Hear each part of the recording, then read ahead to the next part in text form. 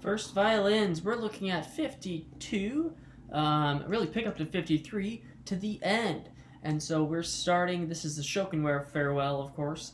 And make sure you listen to and watch the other two videos, practice it with your instrument, so you can get all of the nuances. Now, this is 72 beats per minute. When you record this, you'll be playing with a click track, but right now I'm going to count off. I'm looking at the top part, at 53. Pick up to it. Here it is. 1, 2.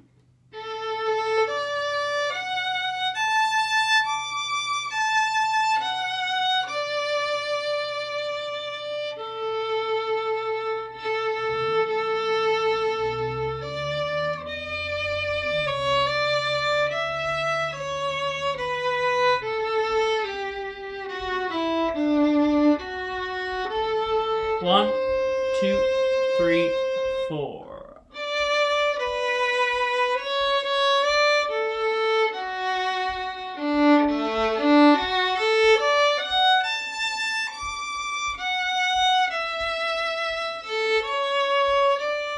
Two, three. 1, 2, 3. 1, 2, 3. 1, 2. All right. Remember that in this version you can play either the top part or the bottom, and we're going to make sure it's balanced. It should be about even between the two, but you just choose what you feel comfortable with. If you want to stay in that bottom part because it doesn't shift, that is fine.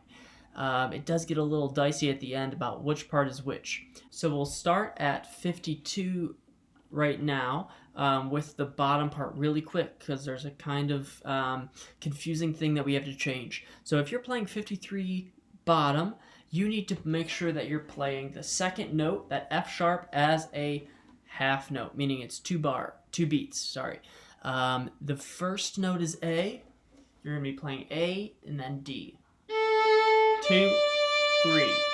You'll also notice that I changed the bowing from down, up. So it's down, up. That way, both top and bottom start the next bar down, which sounds like this.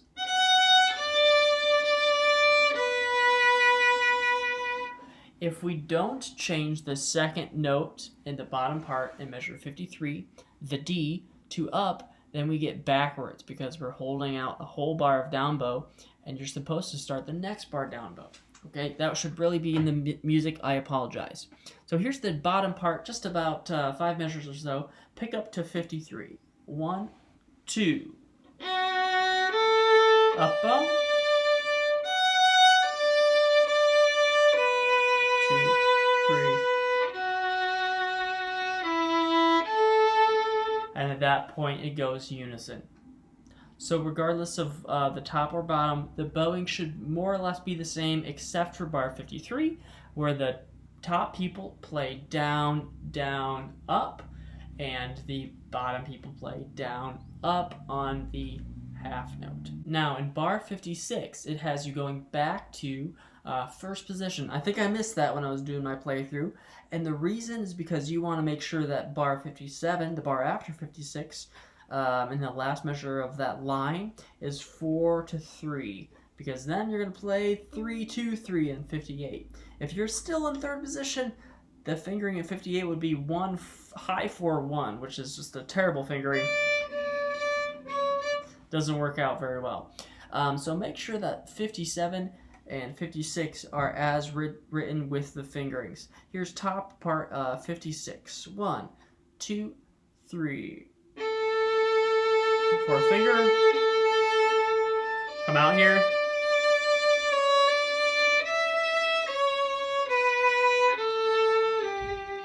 Here it is. 1, 2, 3, 4. So that half note that has a fermata is going to be held for 4 beats. Now a general rule of thumb is to hold the half note, or the fermata note, for twice as long as it's written. Not always the case, but in this case it makes sense to do that. And since we're playing with a click track, we're going to hold it exactly for 4 beats, or until beat 4. Once we get until beat 4, we're going to do a cutoff and then come in with the third beat of the measure. So here's that C natural, low 2 for 4 beats. Here I go. 1, 2, 3, 4. So you can hear there's a slight pause there. You should try to do that decrescendo as well. And that's just a brief moment of reflection in the music.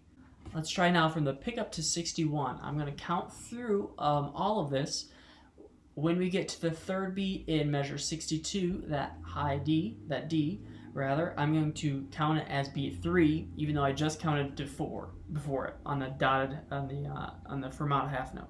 Okay, here it is. Pickup to 61. 1, 2. 1, 2, 3, 4.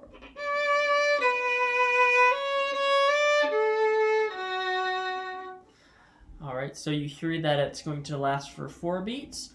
On the third beat of the measure, after those 4 beats, you play the D as it's written. Now, in the play along, there will be a clicking. So the metronome is your cue of how many beats you're holding it, but you should still practice without the metronome, just counting it. Okay, so now we have to look at the measures that are a little confusing. It's 64. There's a top and a bottom. It says solo, but actually we're just going to divide this amongst the players. And so the hack for finding out what's the top part and what's the bottom part is actually to look at the stem of the note. So the stem of the note is the line that's going up or down from the note head, meaning just the meat of the note. If it's a quarter note, it's solid. If it's a half note, you got a hole in there. It's a donut. So the top pointing stem is going to be the top part. So if you want to play the top part, you're going to play a quarter note A, because notice that the first beat has a quarter note with the stem pointing up. And then the next thing that's pointing up is a quarter note, dotted quarter note tied to an eighth note. That means that's going to happen on beat 2. So here's the top measure for 64. The next measure, the top people are going to play the arpeggio, meaning you're playing just as it's written, A, D, F sharp, A, D, F sharp.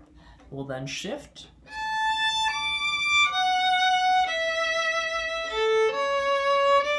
The top people then hold out this very long D. And that D is held for 9 beats, but actually I'd like you to hold it for a couple extra beats. So do the 3, the 3, the 3, so that's 9, and then 2 extra beats. And that will make sure that it will be long enough for all of the other instrument parts as well. Okay, so when you're deciding if it's top or bottom, you want to look at the note stem. Is it pointing up? If it's pointing up, that is the top part. The bottom part also has A at first, but then it goes to an F sharp half note. So that's bar 64. Here's the bottom part, 64. 2, 3, 2, 3, 2, 1, and 2, 3, 2, 3, 1, 2. Those are the extra beats there. Now the bottom part in this arrangement, we have the bowings written along the bottom. So that kind of helps you too to see where the bowings are. The first measure is all slurred together. It's up bow because the pickup is down bow. Then bar 65, you have 3 beats down bow. Notice there's a down bow marking under the music.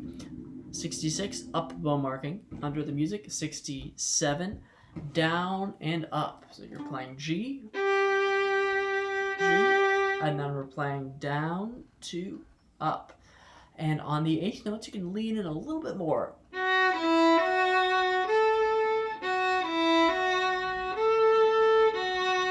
At that point, the second violins are playing. And And so you combine it.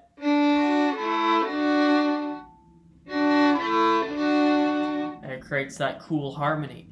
And that's what's moving. That's what's happening at that moment. So bring it out a little bit as well. Okay, so that is the first violin part for Ashokan.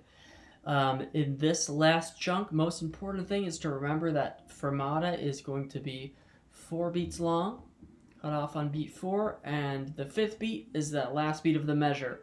Everything else is right in time, so there's going to be that click track on the play along. You are going to play everything else right in time.